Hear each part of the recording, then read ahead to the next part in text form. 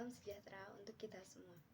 Apa kabar Bu Devi Ratnasari dan teman-teman X3A lainnya?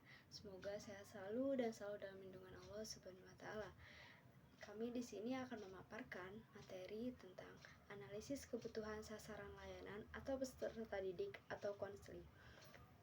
Perkenalkan sebelumnya, nama saya Ika Nur Rahmah, NPM 2019-01-5046 sebagai moderator. Nama saya Eri Iswanto, NPM 2019-015-00070. Nama saya Yunda Husnul Khotimah dengan nomor NPM 2019-01-500097. Terima kasih. Nama saya Puji Lestari, NPM 2019-015-00050. Nama saya Nurdiana, nomor NPM 2019-015-00127. Saya Muhammad Hafiz Fauzi, kelas X3A dengan NPM 2019-01-500124. Dan materi pertama akan dibawakan oleh Eri Iswanto.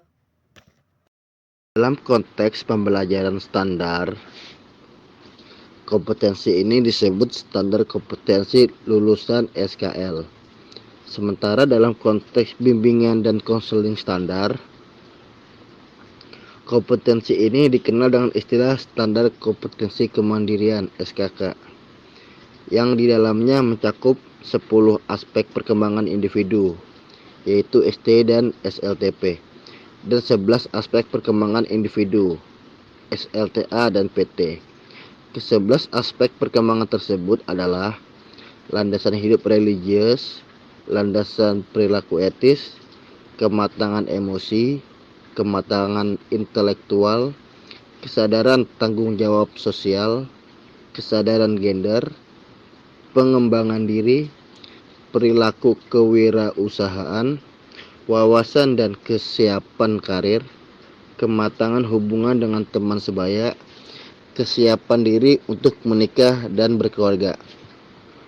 Aspek perkembangan yang memiliki 3 dimensi, tujuannya adalah pengenalan, akomodasi, lalu tindakan. Tugas perkembangan peserta didik yaitu tugas perkembangan adalah serangkaian tugas yang harus diselesaikan peserta didik konseling pada periode kehidupan atau fase perkembangan tertentu, di mana perkembangan merupakan salah satu aspek yang harus dipahami guru bimbingan dan konseling atau konselor. Karena pencapaian tugas perkembangan merupakan sasaran layanan bimbingan dan konseling. Layanan bimbingan dan konseling merupakan salah satu bentuk fasilitasi peserta didik atau konseli untuk mencapai tugas-tugas perkembangan. Contohnya adalah sekolah dasar, sekolah menengah pertama, sekolah menengah atas, dan sekolah menengah kejuruan. Selanjutnya, saya dengan Yunda Husnul Khotimah dengan nomor NPM 2019-01-5097. Saya di sini akan sedikit menjelaskan tentang slide ke-5 dan slide ke-6. Oke, kita langsung saja. Kita langsung masuk ke slide 5. Di sini menjelaskan tentang sekolah dasar atau tugas-tugas perkembangan peserta didik atau konseling sekolah dasar adalah, jadi di sini tuh ada 5. Yang pertama itu memiliki kebiasaan dan sikap dalam beriman dan bertakwa kepada Tuhan Yang Maha Esa. Jadi peserta didik itu kita harus biasakan untuk bersikap dalam beriman dan bertakwa kepada Tuhan. Yang kedua, mengembangkan keterampilan dasar dalam membaca, menulis, dan berhitung. Nah, kita juga harus membiasakan peserta didik untuk membaca, menulis, dan berhitung. Dengan kita bisa membantu membukakan sebuah perpustakaan, menambahkan buku cerita, dari situ nanti anak terbiasa untuk membaca. Selanjutnya, yang ketiga, ada mengembangkan kata hati, moral, dan nilai-nilai sebagai pedoman perilaku. Yang keempat, mempelajari keterampilan fisik sederhana. Jadi peserta didik ini harus mempelajari keterampilan fisik sederhana. Dan yang kelima, ada belajar bergaul dan bekerja dalam kelompok sebaya. Jadi gunanya belajar bergaul dan bekerja dalam kelompok sebaya ini berguna untuk peserta didik supaya menambahnya teman. Karena biasanya di sekolah-sekolah bermain dengan mempunyai gengnya masing-masing. Jadi kurangnya sosialisasi terhadap yang lain. Jadi buat adanya kelompok ini supaya kita bisa berteman dengan yang lain juga dan bisa memahami kriteria teman satu sama lain dan bisa menerima pendapat orang lain yang berbeda-beda dengan pendapat kita dan kita bisa musyawarahkan bersama gimana cara memecahkan masalah tersebut dengan baik. Yang selanjutnya di slide ke-6 ada sekolah menengah pertama atau biasanya yang sering kita dengar dengan SMP. Nah, tugas-tugas perkembangan peserta didik atau konseling SMP adalah yang pertama mencapai perkembangan diri sebagai remaja yang beriman dan bertakwa kepada Tuhan Yang Maha Esa. Itu kewajiban peserta didik untuk perkembangan dirinya sebagai remaja yang beriman. Yang kedua, mengenal sistem etika dan nilai-nilai bagi pedoman hidup sebagai pribadi, anggota masyarakat, dan umat manusia. Yang ketiga, ada mengenal gambaran dan mengembangkan sikap tentang kehidupan mandiri secara emosional, sistem, dan ekonomi. Nama saya Puji Lestari, NPM 2019-015-00050. Di slide 7 saya akan menjelaskan tentang sekolah menengah atas SMA atau sekolah menengah kejuruan, di mana tugas perkembangan merupakan salah satu aspek yang harus dipahami guru bimbingan dan konseling atau konselor, karena pencapaian tugas perkembangan merupakan sasaran layanan bimbingan dan konseling. Layanan bimbingan dan konseling merupakan salah satu bentuk fasilitasi peserta didik atau konseli mencapai tugas-tugas perkembangan. Tugas-tugas perkembangan peserta didik atau konseli SMA atau SMK adalah 1. Mencapai perkembangan diri sebagai remaja yang beriman dan bertakwa kepada Tuhan Yang Maha Esa. 2. Mengenai sistem etika dan nilai-nilai bagi pedoman hidup sebagai pribadi, anggota masyarakat, dan minat manusia. 3. Mengenai gambaran dan mengembangkan sikap tentang kehidupan mandiri secara emosional, sosial, dan ekonomi. Nama saya Nurdiana, nomor NPM 2019-015-00127. Di slide ini saya memaparkan mengenai standar kompetensi kemandirian atau SKK peserta didik sekolah dasar. Di dalam SKK peserta didik sekolah dasar ini terbagi menjadi 10 aspek perkembangan, yaitu landasan hidup religius, landasan perilaku etis, kematangan emosi, kematangan intelektual, kesadaran tanggung jawab sosial, kesadaran gender, pengembangan diri, perilaku kewirausahaan, kemudian wawasan dan kesiapan karir, kematangan hubungan dengan teman sebaya. Yang diperinci oleh tataran atau internalisasi tujuan yang terbagi menjadi pengenalan, akomodasi yang diperlukan, serta tindakan yang harus dilakukan. Aspek perkembangan landasan hidup religius, yaitu mengenal bentuk-bentuk dan tata cara ibadah sehari-hari. Akomodasi yang diperlukan yakni tertarik pada kegiatan ibadah sehari-hari, serta tindakan yang harus dilakukan yaitu melakukan bentuk-bentuk ibadah sehari-hari. Aspek berikutnya yaitu landasan perilaku etis. Pengenalan patokan baik, buruk, atau benar salah dalam berperilaku sehari-hari. Serta akomodasi yang diperlukan yaitu menghargai aturan-aturan yang berlaku dalam kehidupan sehari-hari, serta tindakan yang harus dilakukan yaitu mengikuti aturan yang berlaku dalam kehidupan sehari-hari.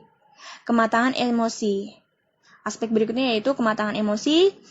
Mengenal perasaan diri sendiri dan orang lain, akomodasi yang diperlukan yaitu memahami perasaan diri sendiri dan orang lain. Tindakan yang dilakukan yaitu mengekspresikan perasaan secara wajar. Serta aspek berikutnya yaitu kematangan intelektual, yang mana mengenal konsep-konsep dasar ilmu pengetahuan dan perilaku belajar. Akomodasi yang diperlukan yaitu menyenangi berbagai aktivitas perilaku belajar, serta tindakan yang dilakukan yaitu melibatkan diri dalam berbagai aktivitas perilaku belajar itu sendiri.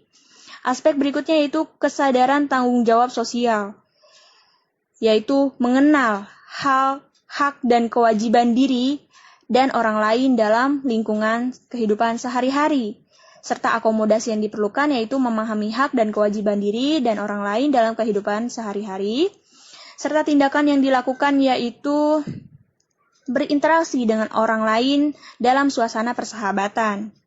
Aspek berikutnya yaitu kesadaran gender, mengenal diri sebagai laki-laki atau perempuan. Berikutnya, akomodasi yang diperlukan yaitu menerima atau menghargai diri sebagai laki-laki atau perempuan. Tindakan yang diperlukan yaitu berperilaku sesuai dengan peran sebagai laki-laki atau perempuan. Aspek berikutnya yaitu pengembangan diri, yaitu mengenal keadaan diri dalam lingkungan dekatnya. Akomodasi yang diperlukan yaitu menerima keadaan diri sebagai bagian dari lingkungan, serta tindakan yang dilakukan yaitu menampilkan perilaku sesuai dengan keadaan diri dalam lingkungannya itu sendiri. Berikutnya adalah aspek perilaku kewirausahaan, kemandirian, perilaku ekonomis, atau kemandirian perilaku ekonomis, yaitu mengenal perilaku hemat, ulet, sungguh-sungguh, dan kompetitif dalam kehidupan sehari-hari di lingkungan dekatnya. Kemudian, akomodasi yang diperlukan yaitu memahami perilaku hemat, ulet, sungguh-sungguh, dan kompetitif dalam kehidupan sehari-hari di lingkungan dekatnya, serta tindakan yang dilakukan yaitu menampilkan perilaku hemat, ulet, sungguh-sungguh, dan kompetitif dalam kehidupan sehari-hari di lingkungannya. Berikutnya adalah aspek perkembangan wawasan dan kesiapan karir, pengenalan, ragam pekerjaan dan aktivitas orang dalam kehidupan, serta akomodasi yang diperlukan yaitu menghargai ragam pekerjaan dan aktivitas sebagai hal yang saling bergantung. Akomodasi yang diperlukan yaitu menghargai ragam pekerjaan dan aktivitas sebagai hal yang saling bergantung, serta tindakan yang harus dilakukan yaitu mengekspresikan ragam pekerjaan dan aktivitas orang dalam lingkungan kehidupan. Aspek perkembangan yang ke-10 yaitu kematangan hubungan dengan teman sebaya. Pengenalan yaitu mengenal norma-norma dalam berinteraksi dengan teman sebaya. Akomodasi yang diperlukan yaitu menghargai norma-norma yang dijunjung tinggi dalam menjalin persahabatan dengan teman sebaya, serta tindakan yang harus dilakukan yaitu menjalin persahabatan dengan teman sebaya atas dasar norma yang dijunjung tinggi bersama. Dan slide berikutnya yaitu standar kompetensi kemandirian atau SKK peserta didik sekolah lanjutan tingkat pertama atau SMP. SKK pada sekolah SMP terbagi menjadi 10 dengan tatanan atau internalisasi tujuan. Yang pertama adalah aspek landasan hidup religius, mengenal arti dan tujuan ibadah. Akomodasi yang diperlukan yaitu berminat mempelajari arti dan tujuan ibadah. Tindakan yang dilakukan yaitu melakukan berbagai kegiatan ibadah dengan kemauan sendiri. Aspek berikutnya yaitu landasan perilaku etis, mengenal alasan perlunya mentaati aturan atau norma berperilaku. Kemudian akomodasi yang diperlukan yaitu memahami keragaman aturan atau patokan dalam berperilaku dalam konteks budaya, serta tindakan yang harus dilakukan yaitu bertindak atas pertimbangan diri terhadap norma yang berlaku. Aspek berikutnya adalah kematangan emosi, pengenalan yaitu dengan cara mengekspresikan perasaan secara wajar. Akomodasi yang diperlukan yaitu memahami keragaman ekspresi perasaan diri dan perasaan orang lain, serta tindakan yang dilakukan yaitu mengekspresikan perasaan atas dasar pertimbangan kontekstual. Dan berikutnya adalah kematangan intelektual, mempelajari cara-cara pengambilan keputusan dan pemecahan masalah.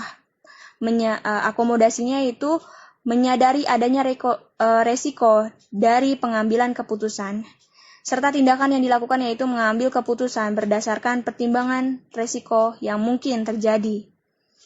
Berikutnya adalah kesadaran tanggung jawab sosial dengan mengenal mempelajari cara-cara memperoleh hak dan memenuhi kewajiban dalam kehidupan sehari-hari, serta akomodasi yang diperlukan yaitu menghargai nilai-nilai persahabatan dan keharmonisan dalam kehidupan sehari-hari, serta tindakan yang dilakukan yaitu berinteraksi dengan orang lain atas dasar nilai-nilai persahabatan dan keharmonisan hidup. Serta aspek berikutnya yaitu kesadaran gender. Kesadaran gender yaitu mengenal peran-peran sosial sebagai laki-laki atau perempuan, yang mana akomodasi yang diperlukan yaitu menghargai peranan diri dan orang lain sebagai laki-laki atau perempuan dalam kehidupan sehari-hari, serta tindakan yang harus dilakukan yaitu berinteraksi dengan lain jenis, serta kolaboratif dalam memerankan peran jenis. Dan aspek perkembangan berikutnya yaitu perkembangan diri. Mengenal kemampuan dan keinginan diri, serta akomodasi yang diperlukan yaitu menerima keadaan diri secara positif, serta tindakan yang harus dilakukan yaitu meyakini keunikan diri sebagai aset yang harus dikembangkan secara harmonis dalam kehidupan. Berikutnya aspek perkembangan perilaku kewirausahaan yaitu mengenal nilai-nilai perilaku hemat, ulet, sungguh-sungguh, dan kompetitif dalam kehidupan sehari-hari, serta akomodasi yang dilakukan yaitu menyadari manfaat perilaku hemat, ulet, sungguh-sungguh, dan kompetitif dalam kehidupan sehari-hari, serta tindakannya yang dilakukan yaitu membiasakan diri hidup hemat, ulet, sungguh-sungguh, dan kompetitif dalam kehidupan sehari-hari. Aspek berikutnya yaitu wawasan dan kesiapan karir. Pengenalan, mengekspresikan ragam pekerjaan, pendidikan, dan aktivitas dalam kemampuan diri. Kemudian akomodasi yang diperlukan yaitu menyadari keragaman nilai dan persyaratan serta aktivitas yang menuntut pemenuhan kemampuan tertentu. Kemudian tindakan yang dilakukan yaitu mengidentifikasi ragam alternatif pekerjaan, pendidikan, dan aktivitas yang mengandung relevansi dengan kemampuan diri. Serta yang terakhir adalah aspek perkembangan kematangan hubungan dengan teman sebaya. Melalui pengenalan, yakni mempelajari norma-norma pergaulan dengan teman sebaya dengan yang beragam latar belakangnya. Kemudian akomodasi yang diperlukan yaitu menyadari keberagaman latar belakang teman sebaya yang mendasari pergaulan, serta tindakan yang harus dilakukan yaitu bekerja sama dengan teman sebaya yang beragam latar belakangnya. Lanjut, di sini saya akan menjelaskan tentang standar kompetensi kemandirian peserta didik pada sekolah lanjut tingkat atas SMA atau SMK. Ada beberapa aspek perkembangan.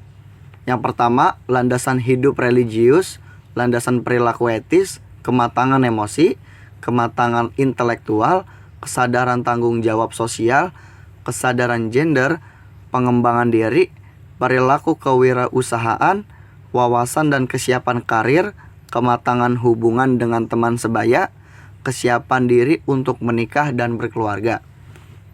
Pengenalannya, mempelajari hal ihwal ibadah, mengenal keragaman sumber norma yang berlaku di masyarakat, mempelajari cara-cara menghindari konflik dengan orang lain, mempelajari cara-cara pengambilan keputusan dan pemecahan masalah secara objektif, mempelajari keragaman interaksi sosial, mempelajari perilaku kolaborasi antar jenis dalam ragam kehidupan, mempelajari keunikan diri dalam konteks kehidupan sosial, mempelajari strategi dan peluang untuk berperilaku hemat, ulet, sungguh-sungguh, dan kompetitif dalam keragaman kehidupan, mempelajari kemampuan diri, peluang dan ragam pekerjaan, pendidikan, dan aktivitas yang terfokus pada pengembangan alternatif karir yang lebih terarah, mempelajari cara-cara membina dan kerjasama dan toleransi dalam pergaulan dengan teman sebaya,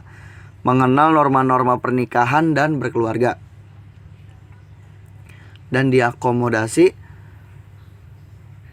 mengembangkan pemikiran tentang kehidupan beragama, menghargai keragaman sumber norma sebagai rujukan pengambilan keputusan, bersikap toleran terhadap ragam ekspresi perasaan diri sendiri dan orang lain, menyadari akan keragaman alternatif keputusan dan konsekuensi yang dihadapinya, menyadari nilai-nilai persahabatan dan keharmonisan dalam konteks keragaman interaksi sosial, menghargai keragaman peranan laki-laki atau perempuan sebagai aset kolaborasi keharmonisan hidup, menerima keunikan diri dengan segala kelebihan dan kekurangannya, menerima nilai-nilai hidup hemat, ulet, sungguh-sungguh kompetitif sebagai aset mencapai hidup mandiri, internalisasi nilai-nilai yang melandasi pertimbangan pemilihan alternatif karir, menghargai nilai-nilai kerjasama dan toleransi sebagai dasar untuk menjalani persahabatan dengan teman sebaya, menghargai norma-norma pernikahan dan berkeluarga sebagai landasan bagi terciptanya kehidupan masyarakat yang harmonis. Tindakan melaksanakan ibadah atas keyakinan sendiri disertai sikap toleransi, berperilaku atas dasar keputusan yang mempertimbangkan aspek-aspek etis, mengekspresikan perasaan dalam cara-cara yang bebas, terbuka, dan tidak menimbulkan konflik, mengambil keputusan dan pemecahan masalah atas dasar informasi data secara objektif, berinteraksi dengan orang lain atas dasar keamanan, berkolaborasi secara harmonis dengan lain jenis dalam keragaman peran. Sampaikan, dapat disimpulkan bahwa sebagai seorang guru perlu melakukan identifikasi kebutuhan belajar untuk memperoleh gambaran tentang apa yang dibutuhkan peserta didik dan apa yang akan dicapai, yang bertujuan agar peserta didik termotivasi dalam kegiatan belajar yang menyenangkan. Dan tentu pula disesuaikan dengan tugas perkembangan sesuai dengan masanya. Yang aspek perkembangan yang dibutuhkan pun berbeda-beda, dari usia SD sampai dengan SMK yang telah dijelaskan seperti dalam PowerPoint di atas. Terima kasih atas kesempatan presentasi ini. Kurang lebihnya mohon maaf. Billahi taufiq wal hidayah. Wassalamualaikum warahmatullahi wabarakatuh. Salam kelompok 1 kelas X 3A BK Ekstensi.